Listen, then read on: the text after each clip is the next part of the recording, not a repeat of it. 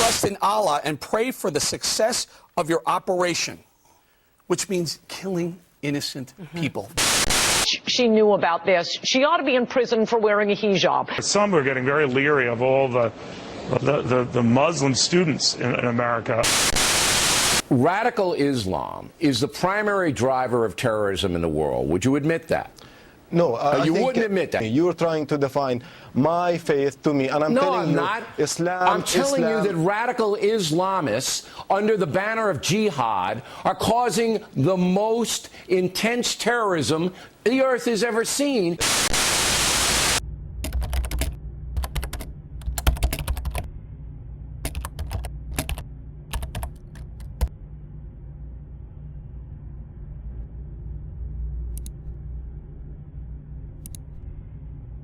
Islamophobia, I believe, is a fear of Islam. So phobia being a fear or anxiety, and then Islam being the religion. And so Islamophobia is just when people, unfortunately, who might have misconceptions or some ignorance about the faith due to current times, are actually fearful of Muslims or of the religion in general.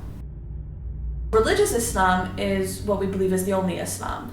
So the word Islam just derives actually from the word peace, and it actually derives from the idea of submission to God. And then a Muslim is a person who is part of that faith or is the submitter to God. And so when we hear about those two terminologies, you can understand how Islam, peace and submission to God, would be, there's no extreme or radical in the form of terrorism that can even link to that word. And so as Muslims here, we're trying to show that distinction, to say that religious Islam is just a Muslim who tries to submit their will to God, follows the life of the Prophet, peace be upon him, reads the Quran for guidance, and follows the guidance that they read within the book. And then unfortunately nowadays media is saying radical Islam. For us, it's not a form of Islam. It's actually a form of people using their own corruption, their own evil, their own agendas, and trying to find justification within the faith by miscontextualizing verses, by trying to prove that what they're doing is justified. And us as the mainstream Muslims, the majority of Muslims, can see obviously that their justifications aren't correct. There's a positive and a negative to social media. Positives definitely are the ones I like to focus on more.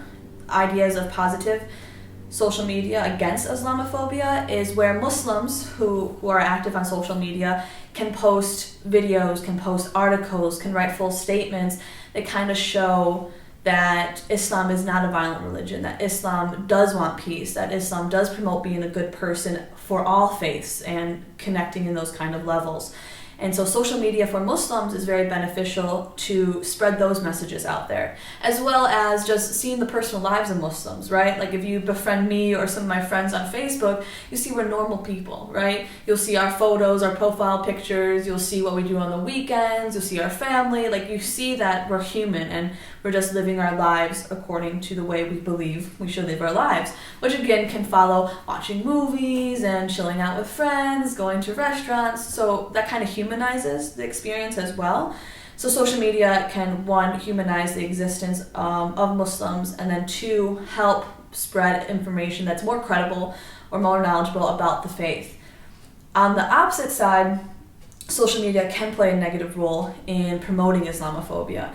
And when I'm saying this is people can write their own opinions about Muslims. There's some articles out there that unfortunately are not credible, that are trying to prove that Muslims are evil. And then also just this posting of these kinds of rhetoric. So just like the question you asked before about radical Islam, right? If you hear that in an article about something that ISIS is doing or a terrorist organization is doing, you're automatically linking terrorism with Islam.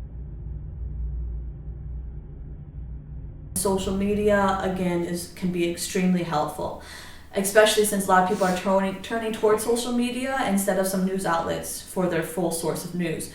And so we always encourage people that you should post articles that are credible, befriend Muslims, see what they're talking about. They're going to be posting videos like crazy probably as well. Not only videos that just disprove some of the misconceptions, but then just videos of Muslim scholars from America who are just talking about what Islam teaches, right? Even just listening to some of the imams or the religious directors and what they're talking about patience, about prayer, about being kind to your neighbors, being friendly to the sick, like some of the main core values of Islam, just hearing some of those too, it kind of shows what Islam truly teaches.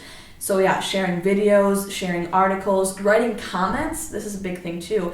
If someone on their friend list might make an opinion or post an article that's very negative to Muslims, 100% being that voice to stand up for the Muslims, because they're probably not friends with that person, right? But if you're friends with that person, you can actively comment and reply and say, well, do you know this is not true? Here's an article and another article to disprove this article, and kind of share that information. So then other people who might have these misconceptions can actually lower their amount of fear or ignorance or Islamophobia.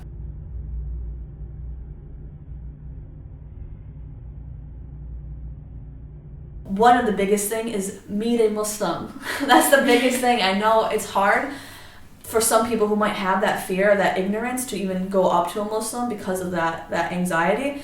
But the local mosques, right? Here at our local mosque, we have Islam 101 courses just to talk about what Islam truly teaches, how to be a Muslim ally that goes through all the misconceptions. I meet one-on-one with people all the time. I go out with coffee with them and I just sit and we talk about things. I always tell people, read the Quran yourself, right? Unfortunately, what's happening is mainstream media is picking or cherry picking verses from the Quran that have violent sentences, right? But when you read a book, you don't read one sentence out of a chapter and say, I fully understand the chapter. Or you don't read one chapter out of a book and say, I fully understand what the book is talking about. I always tell people, read the Quran for itself, and then also read the history of Muslims.